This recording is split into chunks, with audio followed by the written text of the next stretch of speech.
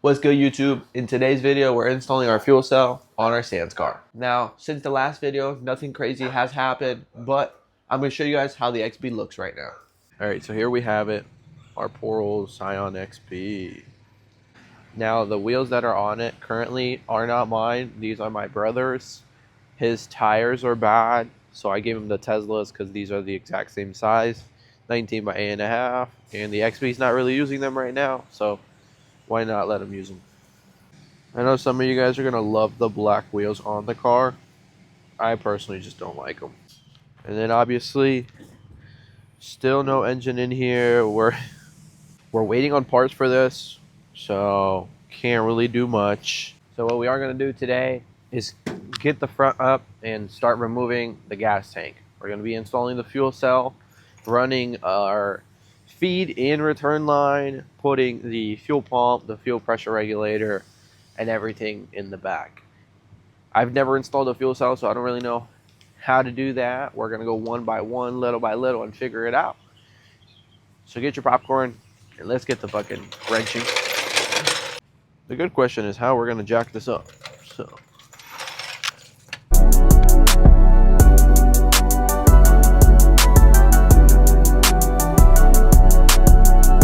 now since the XB is down, I basically keep this as a garbage can. And I'm going to just throw all these boxes towards the front because we're not going to need them anytime soon.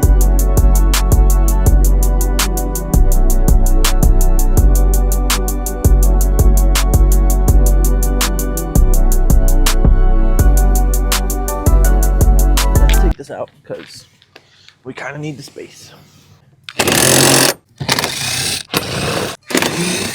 We don't need to fully remove it because it's just taking out the carpet.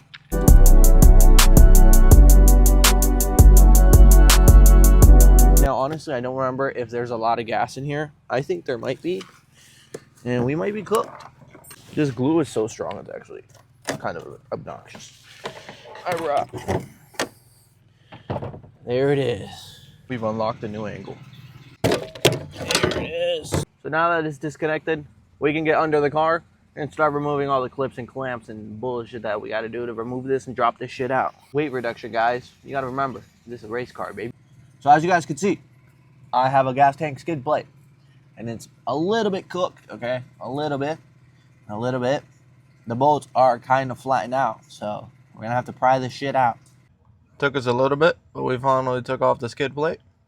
I'll give you guys a look at basically the frame rails. The car was low, but it wasn't as low as I wanted it to be. Like, obviously, they're scraped up. Here, it's, like, broken. But, yeah, see right here as well. The subframe, couple bulls scraped, no big deals. And then my gas tank. This was one day of me driving on it. The first time I cut the quarter panels and went lower, the gas tank was scraping. And yeah, the next day I literally threw on the skid plate. Rather safe than sorry, and now we're going to throw a fuel cell so we can go even lower. Yeah, this is how the skid plate looked. Pretty beat up, but I mean, I feel like that's every skid plate. I'm hoping that I don't need to take off the rear axle.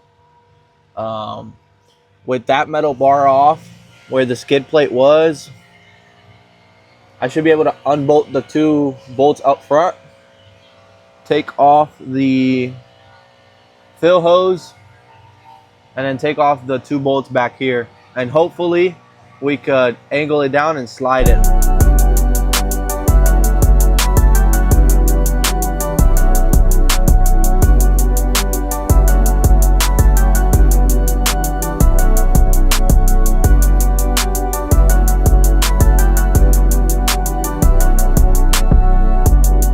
Alright, so the game plan is we're going to remove this hose and separate it from the filler neck and the tank.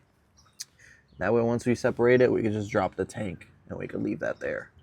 For now, obviously, we need to reroute it if we still want to use the normal gas filler thing. If not, we're just gonna open the trunk and fill up the fuel.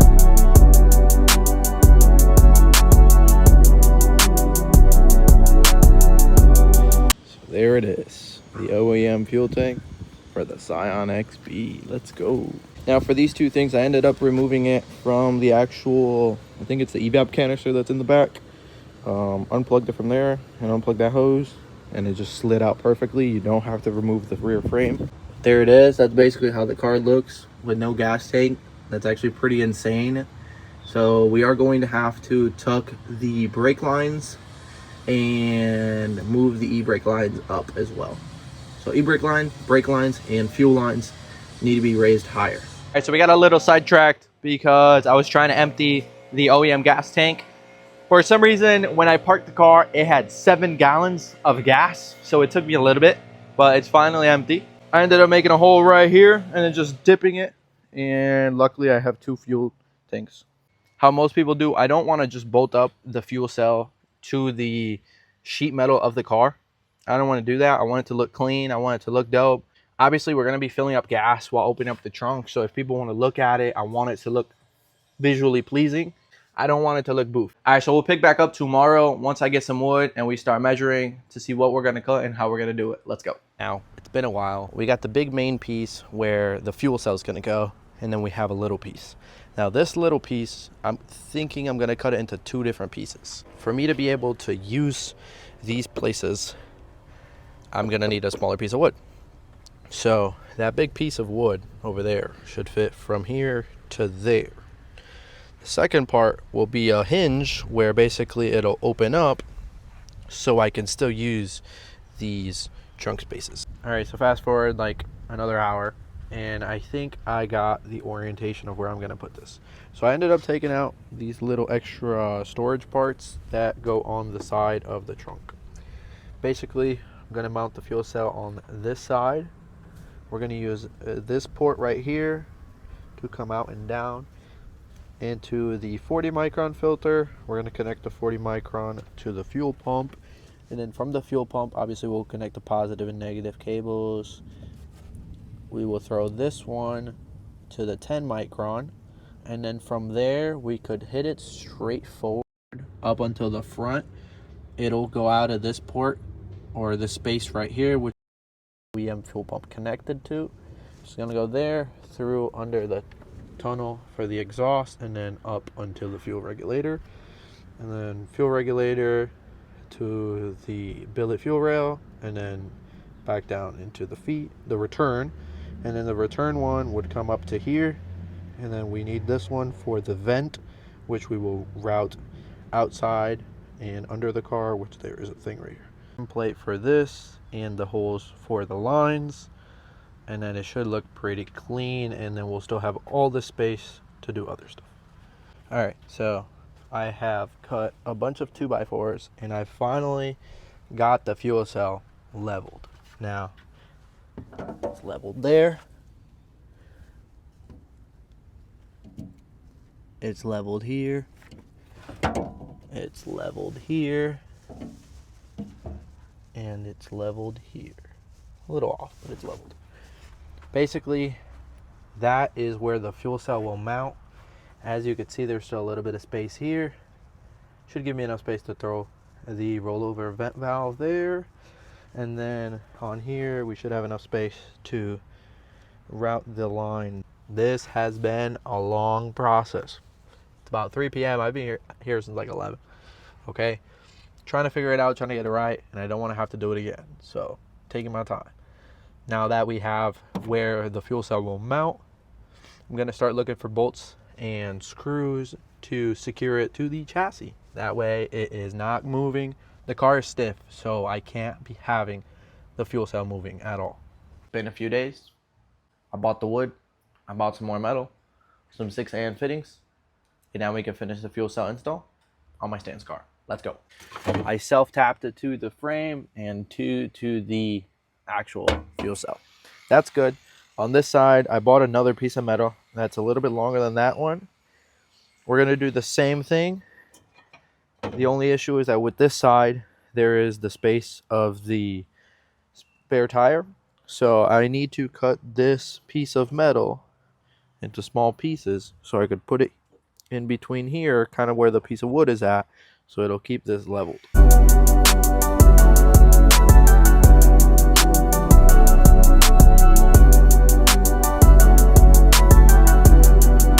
Alright, change of plans again. I changed the way the filter and pump go, so instead of how you guys saw it was like that, it's going to be 10 micron pump, 40 micron, and then same thing. I might actually just angle it straight forward because we have the OEM fuel tank spot that can slide it through the bottom.